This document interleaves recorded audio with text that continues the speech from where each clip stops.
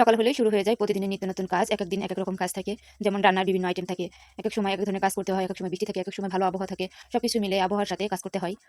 জীবনে যতদিন বেঁচে আছি এবং সংখ্যায় আল্লাহ তাআলা একটা পেট দিয়েছে, এই পেট যতদিন আছে সবার সঙ্গে সবাইকেই কাজ করে খেতে হবে। কারণ কাজ যদি না করি তাহলে আমরা সবাই খাবো কি? তাই কাজ সবার জন্য নির্ধারিত করা হয়েছে। কাজ তো করতেই হবে। কাজ ছাড়া তো আর কেউ খাইতে পারবো না। নিজে খাইতে হলেও অনেক কিছু করে খাইতে হয়। যেমন অনেক ধরনের কাজ থাকে। নিজের পার্সোনাল কত ধরনের কাজ থাকে। কাজ ছাড়া জীবনেও কোনো কিছু করা সম্ভব না। আর কাজ ছাড়া কিন্তু কখনো ভালোও লাগে না।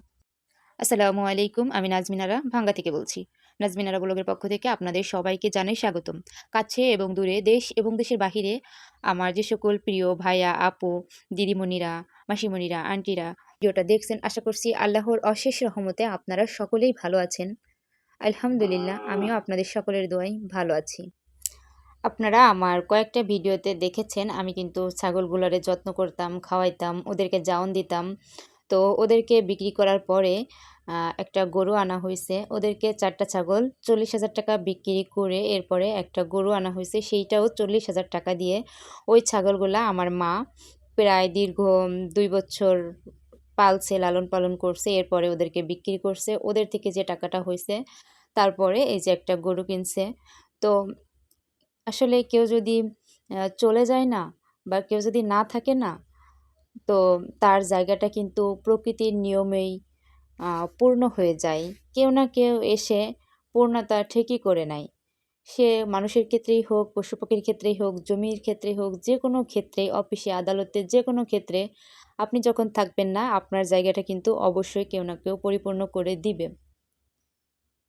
আগে যখন ছাগলগুলো ছিল তখন ওদেরকে যত্ন করতাম। এখন এই যে গরুটা আনছি, এখন একে যত্ন করি। তো এইখানে আমি পরিষ্কার করতেছিলাম, ঝাড়ু দিচ্ছিলাম। ও ডাকাডাকি করতেছিল যে ওরে যেন আমি একটু আদর করি বা ওর গলা চুলকায়া দেই। কারণ ওরে মশায় বিরক্ত করতেছিল। মশা আর মাছি এবং দাগ আছে যেটা গরুর গায়ে লাগে, ওগুলাতে বিরক্ত করতেছিল। ও ডাকতেছিল, যখনই ওর কাছে এসে আমি ওরে এভাবে চুলকাতে থাকলাম বা ওরে আদর করতে থাকলাম, তখন কিন্তু ও ঠিকই চুপ হয়ে আছে। ও আর কোনো কিছু করতেছিল না। এরপরে আমি যখন চলে যাচ্ছিলাম, ও আমার দিকে একভাবে চেয়ে আছে। ওর কাছে থাকলে তো আর হবে না।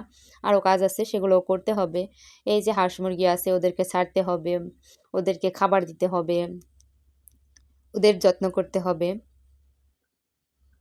ওদেরকে বের করার আগে, হাঁস মুরগি গরু ছাগল সব কিছু বের করার আগে আগে হচ্ছে ঘরটা ঝাড়ু দিয়ে নিই, বা বাইরে যাই উঠানটা আগে ঝাড়ু দিয়ে নেওয়ার চেষ্টা করি। কারণ ওদেরকে বের করার পরে ওরা যে নোংরা পরিবেশে থাকবে সেটা আমার কাছে কেমন জানি লাগে। বাসি উঠান, বাসি ঘর, ওদেরকে ছাড়ার পরে মূলত আর ঘরে আসা হয় না। এটা হচ্ছে বড় কথা। এই যে ঘর ঝাড়ু দেয়া, উঠোন ঝাড়ু দেয়া, বিছনাপাতি গুছিয়ে, হাত মুখ ধুয়ে ফ্রেশ হয়ে ঘর থেকে বের হয়ে হালকা কিছু নাস্তা পানি খেয়ে ওদেরকে ছাড়তে হয়। ওদেরকে ছাড়ার পরেই থাকে আসল কাজ। এই সারাদিন ওদের পিছনে ওদের যত্ন নেওয়া, রান্নাবাড়া করা, নিজেরা খাওয়া। নিজেরা খাই বা না খাই, নিজের যত্ন করি বা না করি, ওদের জন্য কিন্তু ঠিকই মানে খাবার রাখতে হয় বা ওদেরকে খেয়াল করতে হয়। ওদেরকে অবহেলা তো আর করা যায় না।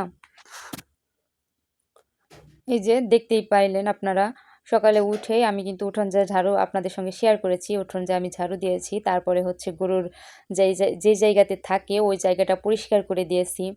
তারপরে গরুর সাথে কিছুক্ষণ সময় কাটালাম। এরপরে এসে হাঁস মুরগি ছেড়ে দিয়ে ওদের খাবার দিয়ে ছাড়ার সাথে সাথেই ওরা আমার পাশ চলে আসে।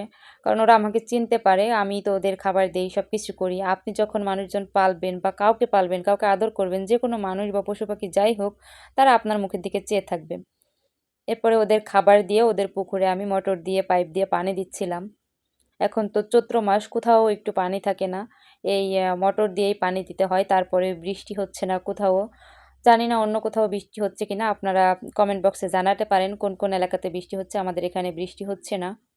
আপনারা দেখেছেন আমি কিন্তু হাঁসের পুকুরে পানি দেওয়ার পরে ওখানে যে সবজিগুলা ছিল, লাল শাক, সাদা শাক, ডাঁটার শাকগুলা, আমি কিন্তু ওগুলাতেও পর্যাপ্ত পরিমাণে পানি দিয়েছি।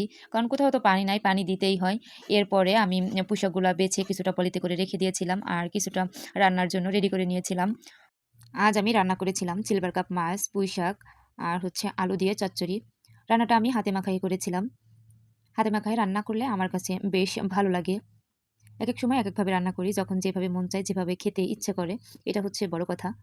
ভিডিওটা যারা শেষ পর্যন্ত দেখছেন তারা অবশ্যই একটা লাইক দিয়ে ভিডিওটা কন্টিনিউ করে পাশে থেকে যাবেন। সবাই ভালো থাকবেন। আল্লাহ হাফেজ।